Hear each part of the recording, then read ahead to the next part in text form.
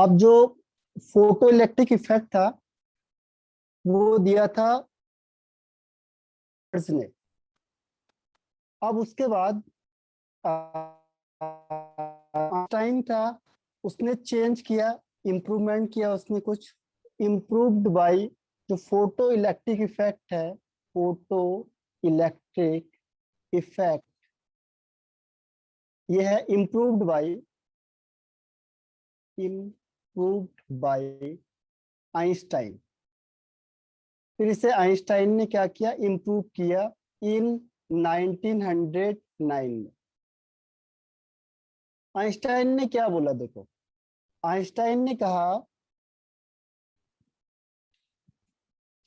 जैसे फर्स्ट है इसमें कि जितनी फ्रीक्वेंसी होगी लाइट की, frequency of light, frequency of light अगर इक्वल होगी थ्रेशोल्ड फ्रीक्वेंसी के, थ्रेशोल्ड फ्रीक्वेंसी, ठीक है, ऑफ मेटल, तो अगर ये उसके इक्वल हो गई तो क्या होगा, ये जस्ट क्या करेगा, इलेक्ट्रॉन को इजेक्ट करेगा।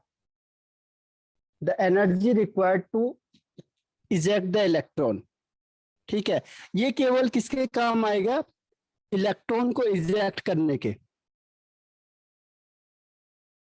1 सेकेंड,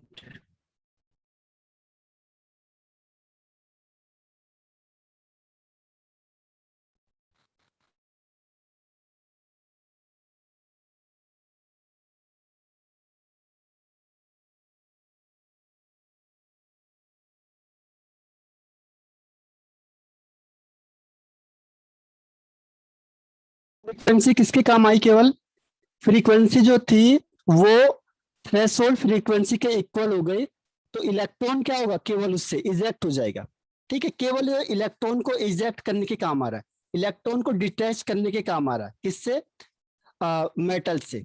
जैसे आपने यहाँ से लाइट दी और लाइट की जो फ्रीक्वेंसी है वो थ्रेशोल्ड फ्रीक्वेंसी के बराबर है, तो ये मेटल से स्ट्राइक करेगा, तो ये केवल इलेक्ट्रॉन यहाँ से क्या होगा, डिटैच हो जाएगा, जो मेटल के साथ कंबाइंड है, ये कह रहे हैं केवल यहां से निकलेगा, पहली चीज।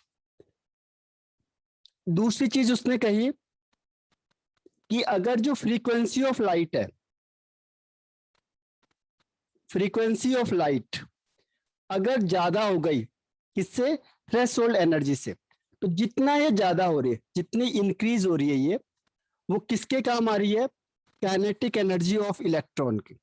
यानी हम कह सकते हैं कि जो टोटल एनर्जी है, टोटल एनर्जी ऑफ लाइट, जो लाइट की टोटल एनर्जी है वो कहता है ये दो पार्ट में चली जाती है।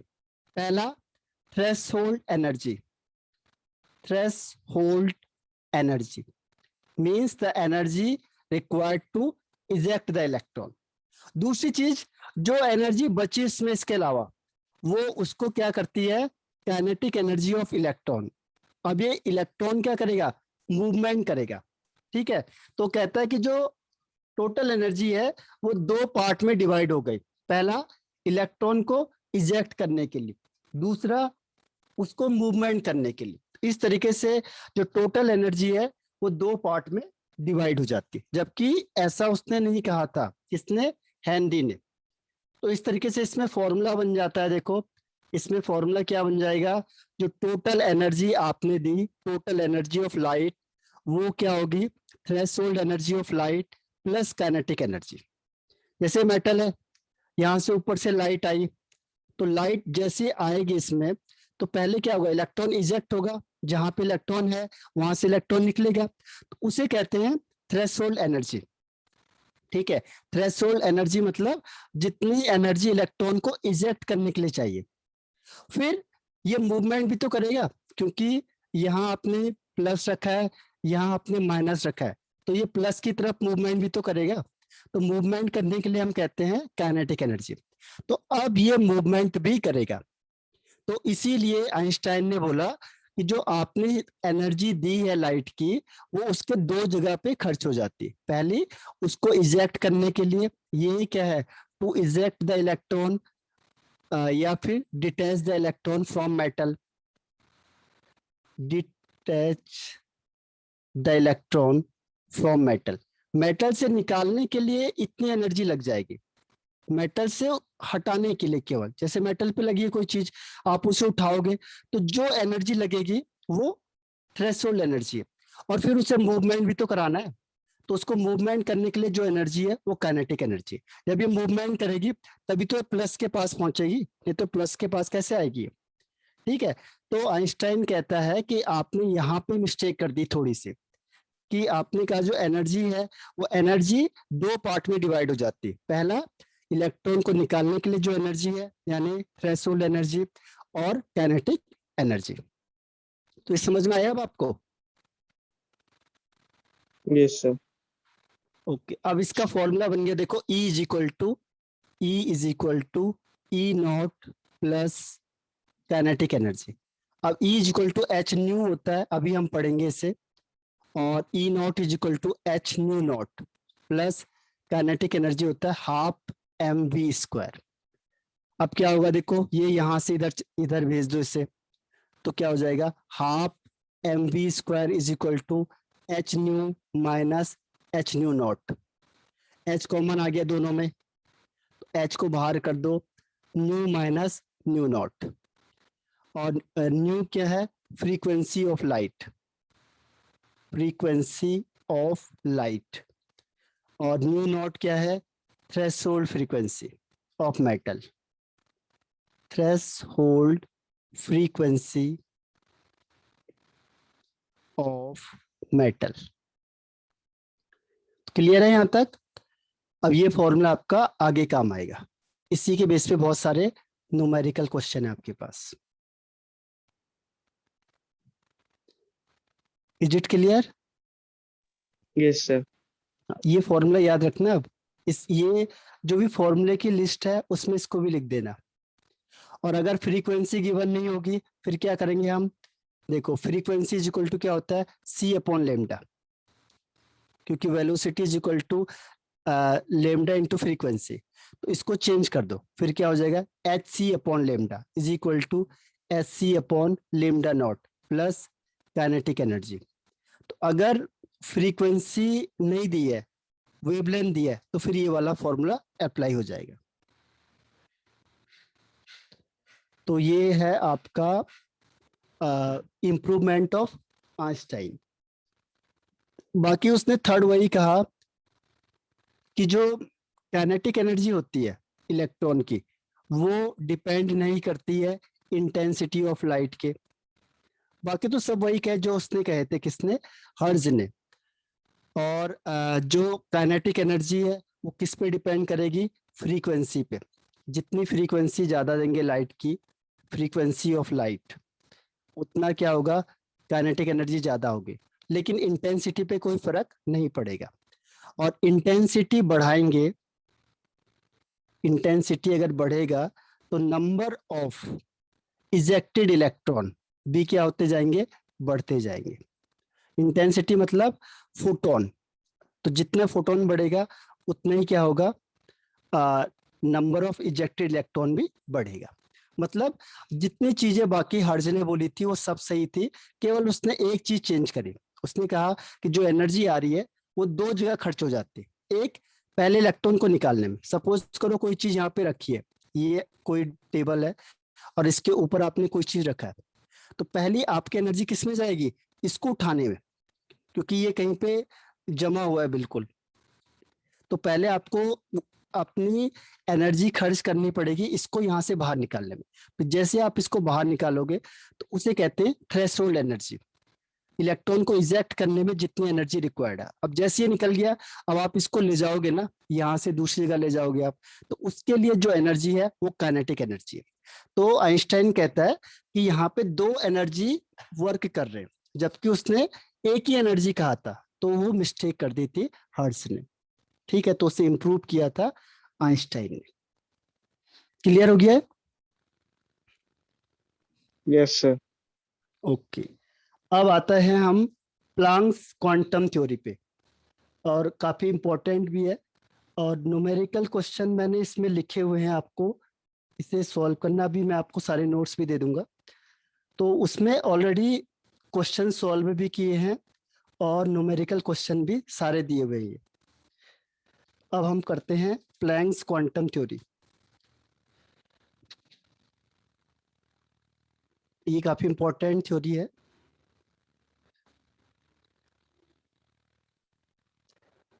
प्लैंक्स क्वांटम थ्योरी ये दी थी मैक्स प्लैंक ने। अब इसकी डेट अलग अलग है, कोई लिखता है 1900 में, कोई लिखता है 1901 में, इसी के आसपास है। तो इन्होंने क्या किया था देखो, to explain black body radiation, black body radiation, to explain black body radiation and photo electric effect, photo electric effect और ब्लैक बॉडी रेडिएशन को एक्सप्लेन करने के लिए इसने एक थ्योरी दी थी। किसने? मैक्स प्लैंक ने। तो इसी के नाम से उसे कह दिया गया Planck's quantum theory, Planck quantum theory. ठीक है, तो अब ये क्या है, इसके तीन पोस्टुलेट्स हैं। जो प्लैंक्स है उसके तीन पोस्टुलेट्स है। तो पहली चीज आपको समझ में आ गई कि जो ये प्लैंक थ्योरी था वो गिवन बाय मैक्स प्लैंक इन 1901 कर लो, ज्यादा सही है वो। और ये क्यों दिया गया उसने? क्योंकि to explain black body radiation and photo electric effect, क्योंकि इसको कौन एक्सप्लेन नहीं कर पाया था? इसको एक्सप्लेन नहीं कर पाया था कौन? मैक्सवेल, मैक्सवेल का इलेक्ट्रोमैग्नेटिक वेव थ्योरी, इसको एक्सप्लेन नहीं कर पाए थे। तो फिर इसको एक्सप्लेन करने के लिए प्लैंक ने एक थ्योरी दी थी, उसे कहते हैं प्लैंक्स क्वांटम थ्योरी। ठीक है, और ये जनरली क्या बताएगा? ये बताता है particle nature of light, light के पार्टिकल नेचर को बताएगा ये। पहले इतना तक समझ में आ गया? yes sir, अब इसके तीन पोस्टुलेट्स हैं, ज्यादा नहीं है, इसमें केवल तीन पोस्टुलेट्स हैं बस। फर्स्ट पॉइंट क्या कहता है वो देखो। फर्स्ट कहता है जो रेडिएंट एनर्जी, आपको बताया था मैंने कि रेडिएंट एनर्जी होती है जो हॉट बॉडी से एमिट होती है। तो रेडिएंट एनर्जी होती है जो ये एमिटेड होगी या फिर एब्जॉर्ब होगी। ठीक है, ये होगी नॉट कंटिन्यूअसली, मींस डिसकंटिन्यूअस, और उसने कहा था कंटिन्यूअस। ठीक है, तो यहाँ पे उसने मिस्टेक करी थी, इसने सही कहा है कि डिसकंटिन्यूअस निकलती है। ठीक है, तो जो रेडिएंट एनर्जी है वो कंटिन्यूअस नहीं निकलती बल्कि डिसकंटिन्यूअस निकलती है। और किस फॉर्म में निकलती है? In the form of, in the form of small packet, small packet, small packet और bundle of energy, bundle of energy. इसे कहते हैं कॉल्ड क्वांटा। इसीलिए इस थ्योरी का नाम क्या पड़ा? Quantum theory. तो उसे क्वांटम कहते हैं। अगर एक होगा तो क्वांटम, और बहुत सारे होंगे तो क्वांटा। तो एक ही वर्ड है, ध्यान रखना, कई बार क्वांटा लिख देगा, कई बार क्वांटम लिख देगा। तो क्वांटम कब है? क्वांटम है फॉर मोर फोटोन या पैकेट के लिए। और अगर एक होगा तो क्वांटम फॉर वन, एक के लिए होगा तो क्वांटम, मतलब क्वांटम है सिंगुलर नंबर और क्वांटा है प्लूरल नंबर। ठीक है, तो फर्स्ट क्लियर हो गया। जो रेडिएंट एनर्जी है वो एमिट हो रही है या एब्जॉर्ब हो रही है, वो डिसकंटिन्यूअस होगी, कंटिन्यूअस नहीं होगी। इन the form of small packet और बंडल ऑफ एनर्जी, उसी को हम कहते हैं क्वांटा या क्वांटम। और अगर in case of light, in case of light, अगर लाइट की बात करेंगे हम तो उसे कहते हैं हम कॉल्ड फोटोन, उसे कहेंगे हम फोटोन। लाइट के केस में उसे क्या कहते हैं? फोटोन। और अगर पार्टिकल होगा तो उसे कहेंगे क्वांटा या क्वांटम। क्लियर है फर्स्ट पॉइंट? yes sir, हाँ, अब देखो आपके पास कई बार एक क्वेश्चन पूछता है कि एक्सप्लेन क्वांटा या फोटोन। ठीक है, जैसे हम कई बार फोटोन फोटोन कहते हैं कि नंबर ऑफ फोटोन। तो ये फोटोन या क्वांटा क्या है, इसकी डिफाइन क्या है? स्मॉल पैकेट और बंडल ऑफ एनर्जी। ध्यान रखना, स्मॉल पैकेट और bundle of energy is called quanta या फोटोन। लाइट होगा तो फोटोन, और अगर पार्टिकल होगा तो फोटोन। अब उन्होंने कहा कि फोटोन की वैल्यू कितनी होगी, फिर हमने कह तो दिया फोटोन है, तो फिर उसने कहा कि जो एनर्जी होती है is directly proportional to the frequency of light. और अगर हम इसको हटाते हैं प्रोपोर्शनल साइन को, तो एक कांस्टेंट आता है एच न्यू, और एच को हम कहते हैं प्लैंक्स कांस्टेंट। प्लैंक कांस्टेंट, और इसकी वैल्यू फिक्स होती है 6.626 इंटू 10 की पावर -34 जूल सेकेंड। और इस वैल्यू को देखो, जो एच न्यू लिखा है, एक एच न्यू को एक क्वांटा बोलेंगे अगर ये पार्टिकल है तो, और अगर ये लाइट है तो इसे कहेंगे फोटोन। अभी आप बुक में देखते होंगे कई बार कि एच न्यू लिखा रहता है, लाइट की जगह पे एच न्यू लिख देते हैं। ठीक है, तो ये एच न्यू का मतलब क्या है? फोटोन। और फोटोन किसको रिप्रेजेंट करता है? लाइट को। इसीलिए आप बुक में कहीं पे भी देखोगे तो एच न्यू लिखा होता है, एच न्यू। ठीक है, तो एच न्यू का मतलब समझ जाओ आप कि एच न्यू का मतलब लाइट से है। और एक फोटोन, अगर ये 5 एच न्यू लिख दिया मतलब 5 फोटोन। तो एक फोटोन की कीमत कितनी है? H nu. ठीक है, तो ये एक फॉर्मूला बन गया, E is equal to H nu. ठीक है, और H की वैल्यू फिक्स होती है 6.626 इंटू 10 की पावर -34 जूल सेकेंड। ठीक है, और ये है आपका प्लैंक्स कांस्टेंट। क्यों? क्योंकि प्लैंक ने इसे दिया था, तो उसी के नाम से इसको बोल दिया प्लैंक कांस्टेंट। अब उन्होंने कहा अगर फ्रीक्वेंसी ना दी हो फिर क्या करेंगे? तो आपको पता है frequency is equal to C upon lambda, तो इसको फॉर्मूले में रख दो, energy is equal to H C upon lambda. तो अगर वेवलेंथ दिया है तो ये वाला फॉर्मूला, और अगर फ्रीक्वेंसी दी है तो एच न्यू। तो इस तरीके से इसे सॉल्व करना। तो एक और फॉर्मूला आ गया आपके पास, दो फॉर्मूले आ गए। ठीक है, तो ये फॉर्मूला कैसे आया? उसने कहा कि जितनी एनर्जी ज्यादा होगी अगर फ्रीक्वेंसी ऑफ लाइट बढ़ा दो आप, यानी फ्रीक्वेंसी के डायरेक्टली प्रोपोर्शनल है। फ्रीक्वेंसी पहले 5 है, एनर्जी कुछ है, अगर आपने डबल कर दिया तो ये भी डबल हो जाएगा। यानी जिस हिसाब से फ्रीक्वेंसी चेंज होगा उस हिसाब से एनर्जी भी चेंज होती जाएगी, यानी डायरेक्टली प्रोपोर्शनल। क्लियर? तो सेकंड पॉइंट है E is equal to S C upon lambda, या फिर H nu. Clear? Yes, sir. अब इसने थर्ड पॉइंट क्या बोला, देखो थर्ड पॉइंट क्या है इसका, कि total amount of energy. Total amount of energy, total amount of energy मतलब E किसके बराबर होगा? The whole number multiple of H nu, या integral multiple of H nu. H nu मतलब एक फोटोन है, इसको n से मल्टीप्लाई कर दो। अगर मेरे पास 5 फोटोन है तो 5 से मल्टीप्लाई कर दो, 10 है तो 10 से मल्टीप्लाई कर दो, यानी n क्या हो जाएगा? नंबर ऑफ पार्टिकल्स कह लो, क्वांटा कह लो, ठीक है, या मॉलिक्यूल कह लो, तो ये n हो गया। सपोज मैंने कहा एक मॉलिक्यूल की एनर्जी 10 जूल है, तो 10 मोल की एनर्जी कितनी होगी? तो फिर इसको इससे मल्टीप्लाई करना पड़ेगा।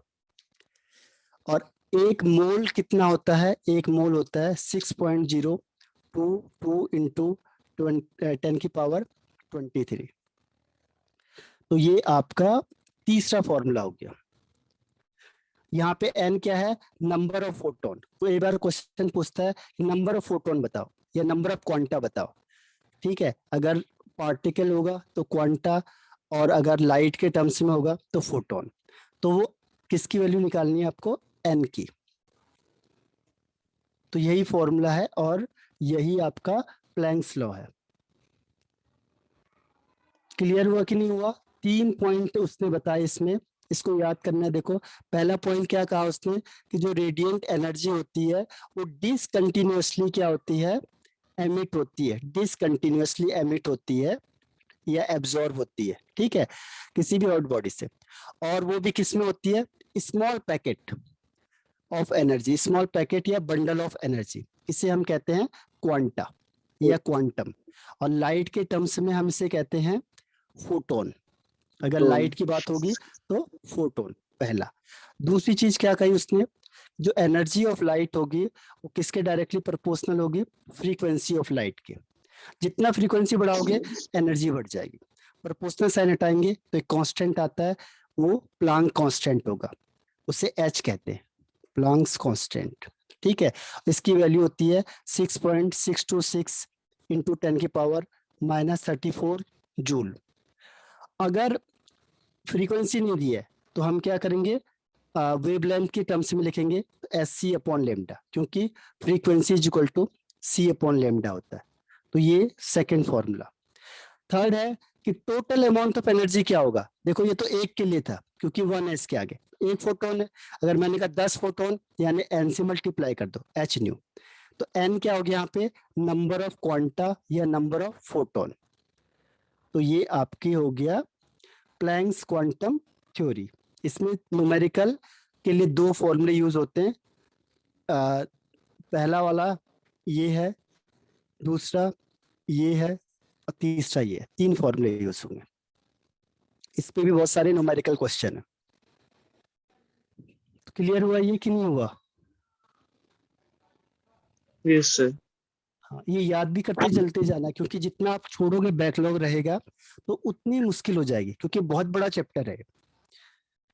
पहला, रेडिएंट एनर्जी डिसकंटिन्यूअसली एमिट होती है हॉट बॉडी से, और कैसे होगी, स्मॉल पैकेट या बंडल के फॉर्म में, उसे हम कहते हैं क्वांटा।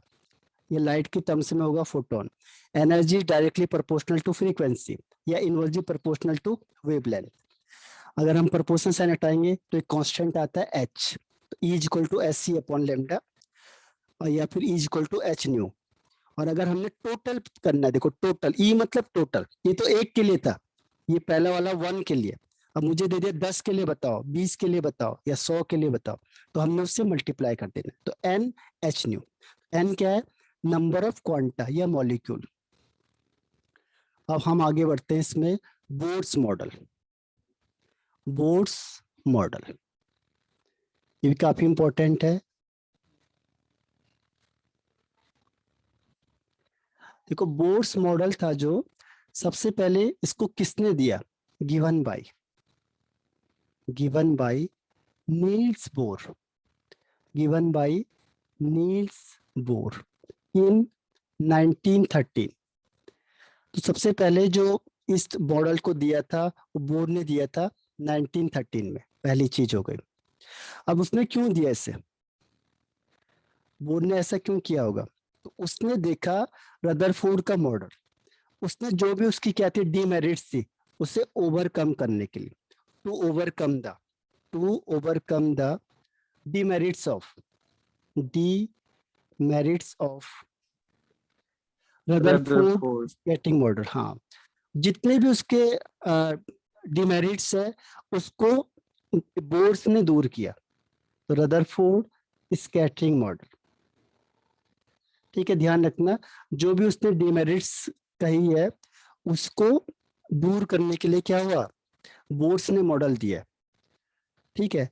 अब वो आपको आगे बताएंगे। तीसरी चीज इसमें आती है कि ये किस पे बेस्ड है, तो ये पूरा कॉन्सेप्ट है जो ये बेस्ड है ऑन, जो अभी मैंने आपको बताया, प्लैंक्स क्वांटम थ्योरी पे।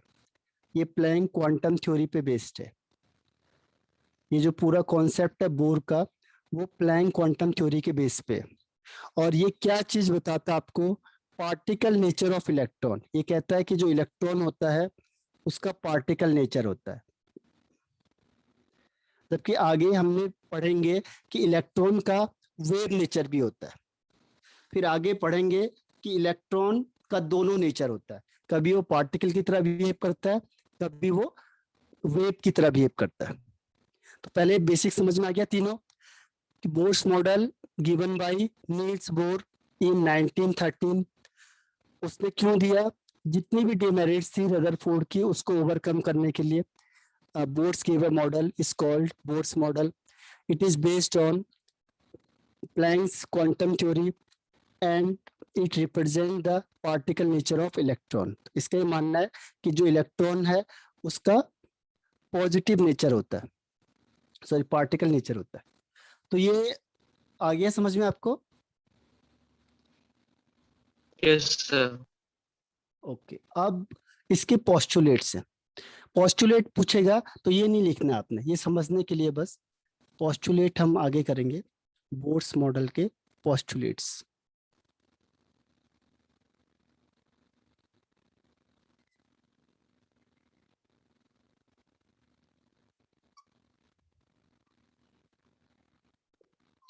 पोस्टुलेट्स में देखो फर्स्ट पॉइंट क्या कहता है. फर्स्ट पॉइंट ये कहता है कि एटम होता है जनरली, ये दो टाइप्स में होता है. इस कंसिस्ट ऑफ टू पार्ट. ठीक है, पहला न्यूक्लियस का और दूसरा जो इसके अराउंड में सर्कुलर पाथ में electron are revolving around the nucleus.